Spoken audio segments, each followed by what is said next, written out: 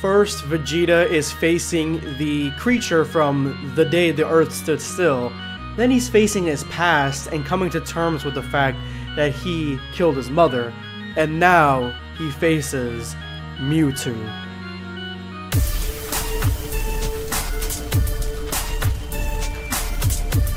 Prepare yourself, Dan Saiyan.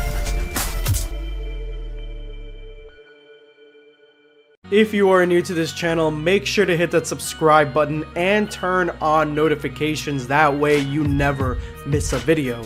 These are today's hashtag end of video squad winners. If you would like to join them, make sure to watch till the very end of this video. Drop your comment with the hashtag end of video squad for a chance to be featured in my next video. For those who've missed the first chapter, I'm gonna leave a link to my previous video on this fan manga in the description below in the top comment. Go ahead and check it out, that way you're up to date. But today I'm gonna begin the story with the arrival of Pepsi Man. And Pepsi Man is going to face Vegeta and Trunks single-handedly. Pepsi Man charges up a blast without warning and shoots Vegeta and Trunks point-blank range. Unfortunately, the blast was so weak that it barely did any damage to a base form Vegeta and Trunks, and that is when we find out who is behind the mask of Pepsi Man, and that is, his name is Adius Gero, Dr. Gero's brother and a self-proclaimed Saiyan Slayer, even though he's probably never slayed a Saiyan before. And it's kind of weird because I just reviewed a fan manga called Saiyan Slayer, and if you missed that one, I'm gonna have that in the link in the top comment below as well. But this seems to be the face behind this new android, and these events seem completely unrelated to what's happening with the main storyline with this robot that seemed to come from the heavens to face off against the strongest warriors on planet Earth. And if they lose, then he destroys the planet and solar system. This is a completely unrelated story. And frankly, Vegeta has no time for it and pops up right behind this guy and blasts him straight in the back of the head, and their fight ensues. But remember, they're supposed to be going back to Capsule Corp to get the Blitz Wave sticks so that way they can all turn into Super Saiyan 4s and take down the main bad guy. And Gohan and Goten are still waiting for them to get back. They are stalling for time. Unfortunately, this evildoer decided today of all days to come down and get revenge on the Saiyans. And as Vegeta is fighting Pepsi Man, Trunks realizes that something is wrong. Something is up with his father. He is not acting normal. He is acting strange. He's fighting strangely, like his mind is clouded by something and he does not know what. Trunks senses Vegeta's feelings and he's like, is he fighting like he used to fight? No, this is something different. He's angry, but he's also upset, and he is afraid. He's afraid of something, but what? What is going on in Vegeta's mind? It's obvious he's distracted because Pepsi Man hit them with a point-blank blast and they were in base form. They barely got injured, and now Vegeta's in Super Saiyan 2, and he's taking a whole lot of damage. So he's not fighting like himself like he usually fights, and he's getting beaten up pretty viciously here.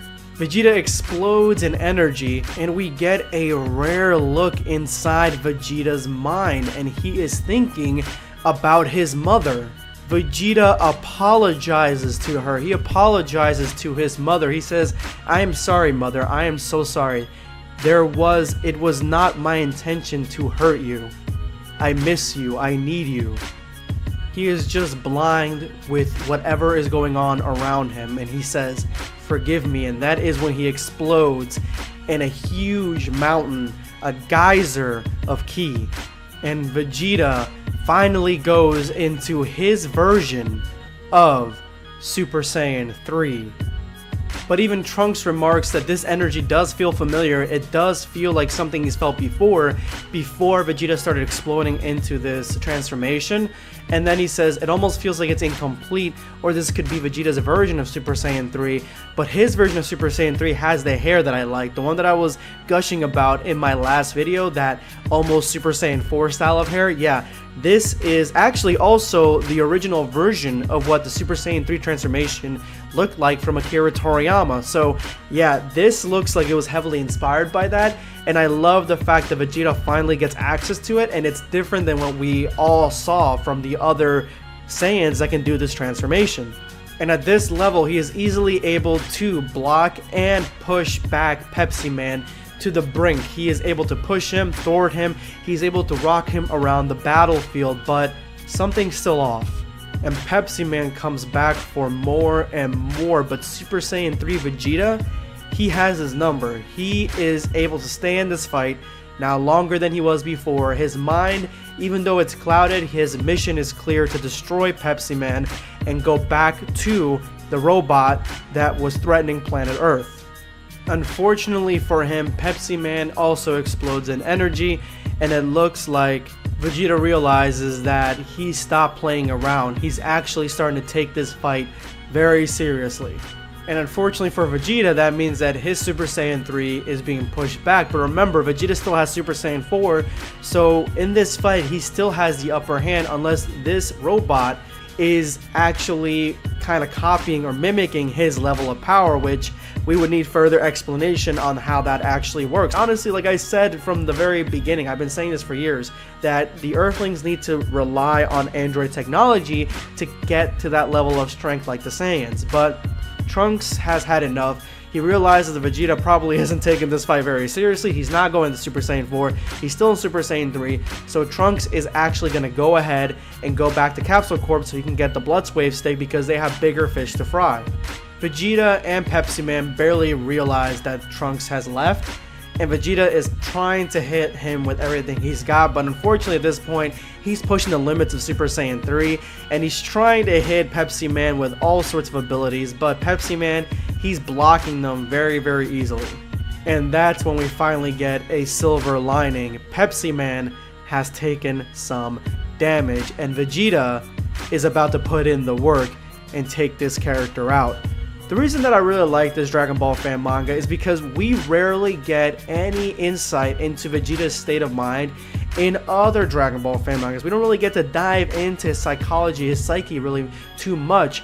We had some of that in Dragon Ball Z, where he is in fear of being left behind by the other two Saiyans, Trunks and Goku, but in most other mediums really don't get too much into that. Why do you think one of my favorite scenes in Dragon Ball Super is when Vegeta finally puts away his pride again and decides to give all his energy, whatever he's got left, to Goku as he's getting wrung out, realizing that he is no match for Jiren. And Vegeta is by far one of the most interesting characters in all of Dragon Ball, so I do appreciate that this Dragon Ball fan manga focuses on him, seeing as how Goku is nowhere to be found. But anyway guys, if you made it to this point of the video, you are now part of the hashtag End of Video Squad. You guys are awesome. Showing me love by staying to this point of the video helps out not only the video but the entire channel as a whole. You guys are the squad. Today I'm going to be responding to Shannon Wigginton.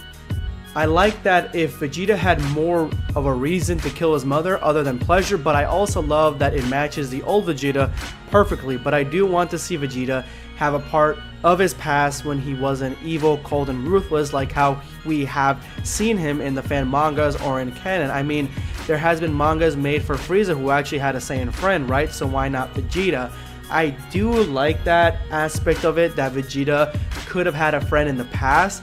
That may mimic too similarly to Lady Tigre's fan manga where Frieza has a Saiyan friend, but I think it does mimic and it does do a good job at focusing at how Vegeta was originally. Originally Vegeta in the Saiyan arc, he was vicious, he was ruthless, and even when he found out his planet was destroyed, he didn't really care about anybody, he just cared about not being king.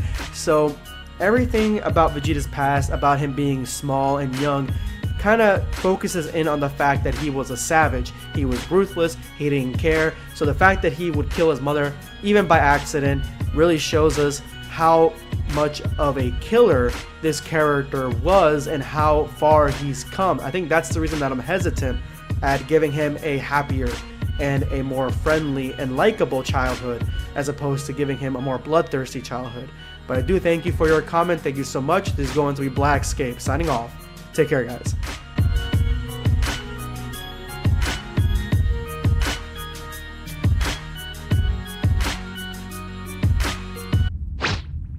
Subscribe for more content.